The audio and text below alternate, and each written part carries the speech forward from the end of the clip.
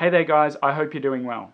Trapped is an Icelandic TV series that now has 2 seasons. The second season has not quite finished airing in Europe yet, but season 1 is available on Amazon Prime. If you're watching from Australia, you can also watch it on SBS On Demand, which is horrible and I don't recommend it. On the other hand, I want more people to see this series. I kid you not, I want people to see Trapped so badly that on our winter public holiday last year, I invited 12 people into my lounge room to watch all 10 episodes of Trapped in one day in my home theatre, and we did, and it was awesome. I thought it was awesome at least. I'm not sure what they thought because they're not talking to me anymore. The origins of Nordic Noir can be debated a little bit, but the general consensus is that they gained the most traction in the English-speaking world with Stieg Larsson's Millennium series. So we're talking about the girl books and movies, the girl with the dragon tattoo, the girl who kicked the hornet's nest. Thus began a bit of an obsession in the English-speaking world with Nordic crime TV series and books. The Killing from Denmark, which came out in 2007, I believe was the most watched foreign series in Britain at that time. Then we had Borgen, which is also Danish. It's not strictly a crime series, but it was definitely playing into that genre. And then in 2011, The Bridge began. The Bridge is possibly the most popular foreign series, at least in Australia, probably Britain as well, of all time. Whenever I tell people that I speak Swedish, they're like, oh, The Bridge, every time. Nordic Noir fever has reached such heights that in a bookshop near me, the guy who works there has gone to every crime novel by a Scandinavian author, and believe me, that's a lot, and put a little star-shaped sticker on it saying, Nordic Noir. At this point, it's basically a buzzword, and of course, we got some crap. There was Midnight Sun, the Swedish TV series, was one such example. Blue Eyes, both of them underwhelming, but at least in the English-speaking world, they're still thrown into the same basket.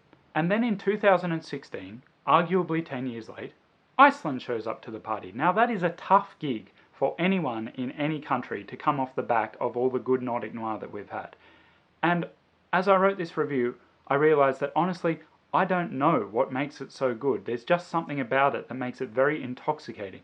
I'm just going to do the best I can by breaking it into its components, even though I think the whole series is actually more than the sum of its parts. First things first, you know I always like to mention the linguistic aspects of it. It is about 90% in Icelandic. There are a handful of scenes in English and 2 or 3 in Danish. Now, as far as I know, there is no English dubbed version, but even if there were, I would not do that. Icelandic is just part of the whole experience for me. Let's talk about characters.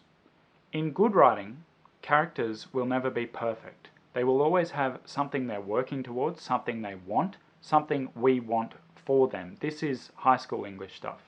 Now, don't get me wrong, these other shows, The Bridge, The Killing, etc., they're good, the characters are fine, but they always feel like they're a little bit closer to having the answer to their problems, and we feel like we know the answer to their problems, or at least we're close to knowing the answer, and so they're not quite as captivating as the characters in Trapped. The characters in Trapped are some of the most subtly portrayed characters I've ever seen. There's one choice in particular, I'm not going to say what it is, where you just don't know. There's no right answer to that choice. Then we have the crime or crimes. Now people will often compliment crime fiction by saying, it keeps you guessing.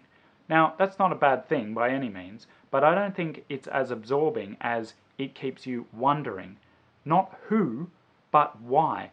What were the circumstances surrounding this, and how did this come to happen? How did this come to be the necessary action to take? We also have realism. Now, I don't like the term realistic when it comes to film, because I feel it's often used as a catch-all for things being good or bad. You know, oh, it was realistic, therefore it was really good. That's not even remotely true. But in Trapped, some of the goings-on are very, very real issues. Where other series rely on fanciful ideas or extremely elaborate murder plots that took years to plan, Trapped is much darker because it could actually happen. Now that brings me to a criticism that some people have, and honestly I can understand it. I felt it a little bit the last time I watched it, and that is that the cops are not like Sherlock Holmes. They make choices that, from an investigation point of view, are not always the best choices. And for us, the viewer, it's painful because we're like, no, don't do that. The thing is, we have all the information laid out in front of us. The other thing is, we're not really supposed to believe that these cops are the best cops in the world. They're from this tiny, far northern Icelandic town. They've probably never even had an investigation to deal with, let alone a murder investigation.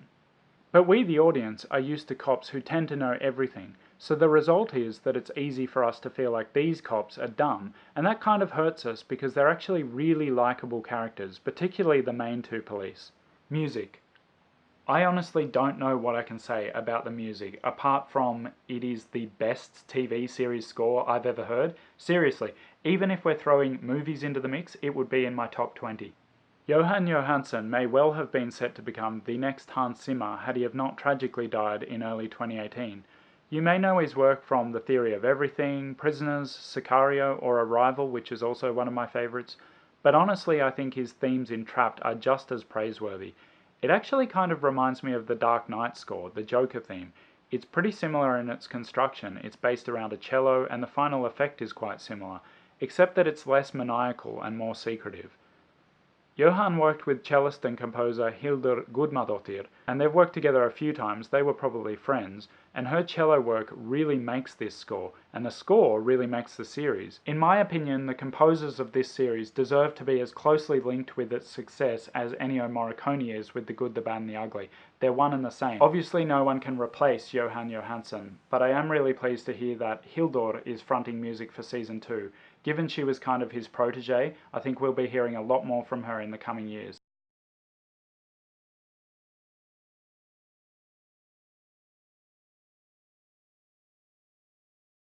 Oh, and just in case this series having this score wasn't enough to satisfy our musical tastes, the opening of the first episode gives us the most beautiful introduction to Iceland you'll ever see, using none other than Kalio's Vori Vaklaskógi. It's a beautiful song, it's a beautiful sequence, it just gives me everything I want from this kind of opening sequence. So then, is Trapped the best TV series there's ever been?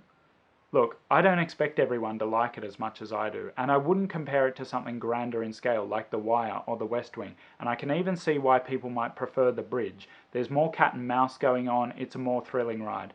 But in my opinion, Trapped is a genre masterpiece. If I was setting out the prescribed material for like a university creative writing course or Year 12 English in crime fiction or something like that, I would be putting this in there.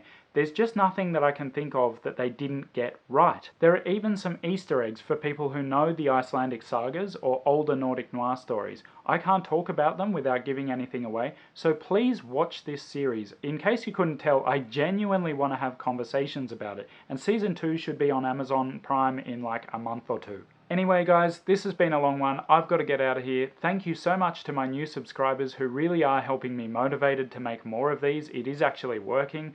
If you're really keen, you can share it. That would help me a lot. But otherwise, please keep the comments and the subscribes coming. Thank you so much for watching. Wherever you are, I really hope you enjoyed it, and I'll see you next time.